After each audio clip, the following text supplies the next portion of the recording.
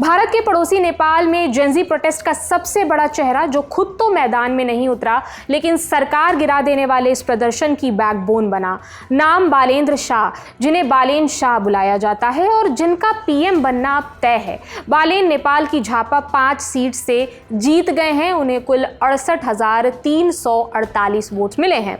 इस सीट पर उनके विरोध में communist party of Nepal, unified Marxist Leninist CPN UML के अध्यक्ष KP शर्मा ओली थे। ओली जो 4 बार नेपाल के पीएम रह चुके हैं।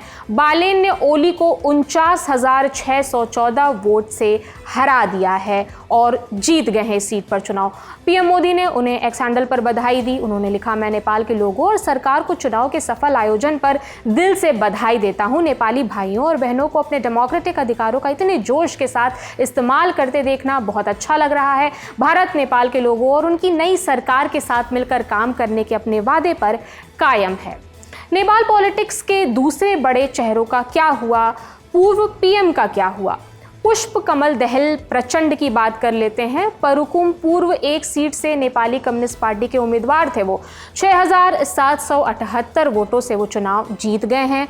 पूर्व प्रधानमंत्री, जिन्होंने नाम में ही नेपाल लगा लिया, Nepali communist party unified socialist के नेता माधव कुमार, इस बार के चुनाव में वो रौतहट 1 निर्वाचन क्षेत्र से खड़े थे। उन्हें बुरी तरह हार मिली है। चुनाव में उन्हें तीसरा स्थान भी नहीं मिल पाया है। एक और पूर्व प्रधानमंत्री और प्रगतिशील लोकतांत्रिक पार्टी के नेता डॉक्टर बाबूराम भट्टराई ने पहले गोरखा 2 से अपनी उम्मीदवारी दाखिल की थी, लेकिन बाद में उन्होंने अपना नाम वापस ले लिया। इनके अलावा 2 अन्य पूर्व प्रधानमंत्री शेर बहादुर देउबा और झालानाथ खनाल इस बार चुनाव नहीं लड़े।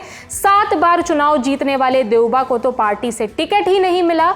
वहीं खनाल ने खुद फैसला किया कि वो चुनाव नहीं लड़ेंगे। अब बात बालेन शाह की। बालेन शाह की पार्टी राष्ट्रीय स्वतंत्र पार्टी ने 73 सीटों पर जीत दर्ज कर ली है और 53 सीटों पर आगे चल रही है उनकी पार्टी। जब तक हम ये वीडियो रिकॉर्ड कर रहे हैं, ये आंकड़ा लगातार बढ़ रहा है। रैपर टर्न पॉलिटिशियन बालेन नेपाल के सबसे युवा पीएम होंगे। उनका एक्सपीरियंस क्या है भारत को लेकर, वो क्या रुख रखते हैं, नेपाल की पॉलिटिक्स में बड़े चेहरों का क्या हुआ और नई सरकार के सामने क्या चुनौती है, इन सब पर बात करेंगे। लेकिन सबसे पहले नेपाल की संसद व्यवस्था समझिए। नेपाल की संसद में कुल 275 सीटें हैं। निचले सदन की 165 सीटों पर सीधे सीधे जनता वोट करती है। बाकी 110 सीटों पर प्रोपोर्शनल रिप्रेजेंटेशन फॉलो होता है। माने जिस राजनीतिक दल के पास जितने वोट होंगे उसे उसी आधार पर सीटें आवंटित हो जाएंगी। चुनाव आयोग देखता है कि किस पार्टी को पूरे देश में कुल कितने प्रतिशत वोट मिले हैं, उसी अनुपात में 110 सीटों को बांट दिया जाता है। इससे उन छोटी पार्टियों को भी संसद में जगह मिल जाती है जिन्हें शायद किसी क्षेत्र में जीत ना मिली हो, लेकिन पूरे देश में उनके पास एक बड़ा वोट बैंक हो।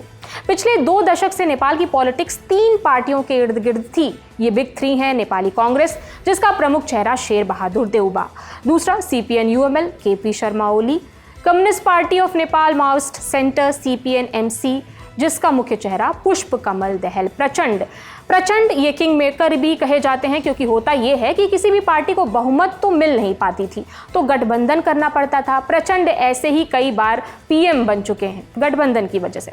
फिर 2022 में आई राष्ट्रीय स्वतंत्र पार्टी RSP। इसे बनाने वाले हैं रवि लामिछाने, मशहूर टीवी एंकर रहे हैं। इस पार्टी की खास बात यह थी कि इसके ज़्यादातर उम्मीदवार जो थे वो 40 साल से कम उम्र के थे। विचारधारा सेंट्रिस्ट है। बालेन इसी पार्टी से आते हैं। पिछले ही साल दिसंबर में उन्होंने ये पार्टी ज्वाइन की थी। उनका कोई राजनीतिक बैकग्राउंड नहीं रहा है।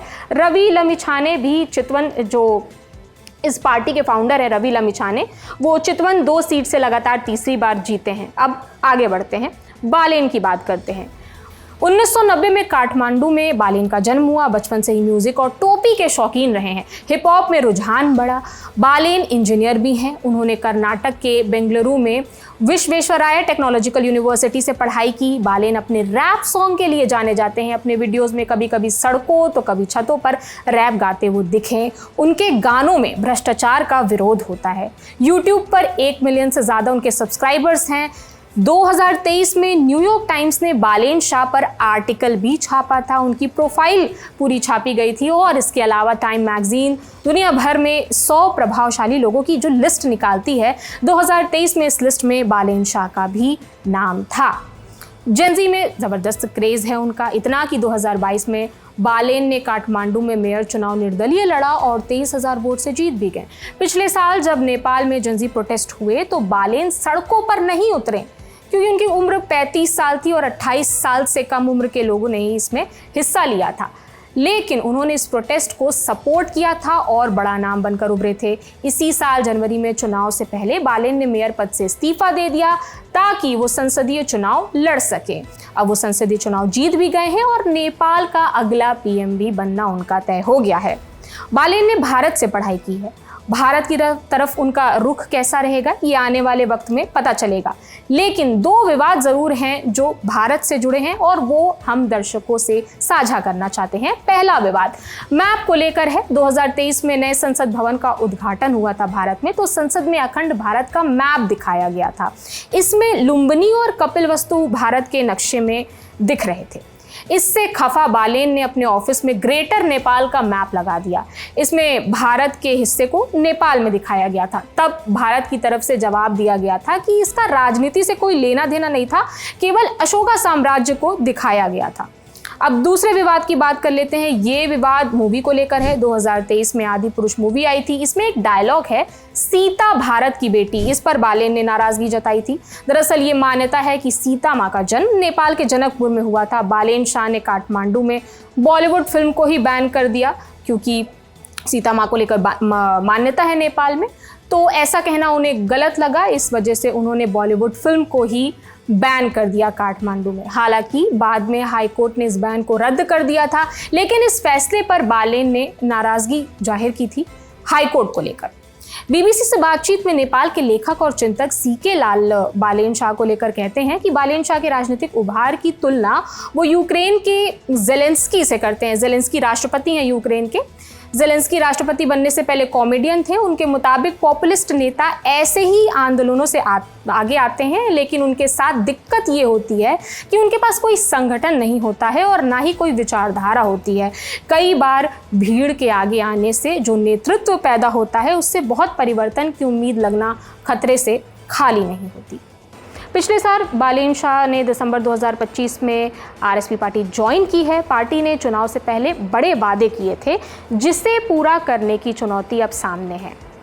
वादे ये थे कि 12 लाख लोगों को रोजगार मिलेगा, पलायन कम करने का वादा किया गया था, प्रति व्यक्ति आय को $1,447 से बढ़ाकर $3,000 करने का लक्ष्य रखा गया है, यानी इसे 2 गुने से भी अधिक करना है। अगले 5 वर्षों में देश की जीडीपी को $100 अरब तक पहुंचाना है। ये भी दुगना आंकड़ा है। नेपाल की पूरी आबादी के लिए हेल्थ केयर इंश्योरेंस का विस्तार करने का भी वादा जो है वो घोषणा पत्र में किया गया था। उनकी पार्टी के मैनिफेस्टो में विदेश नीति की अगर बात करें तो चीन के किसी भी प्रोजेक्ट का जिक्र नहीं दिखता है, लेकिन जो लक्ष्य पार्टी ने रखा है उसे पूरा करने में वो अपने 2 खास पड़ोसी भारत और चीन के बीच संतुलन कैसे बनाते हैं ये देखने वाली बात होगी।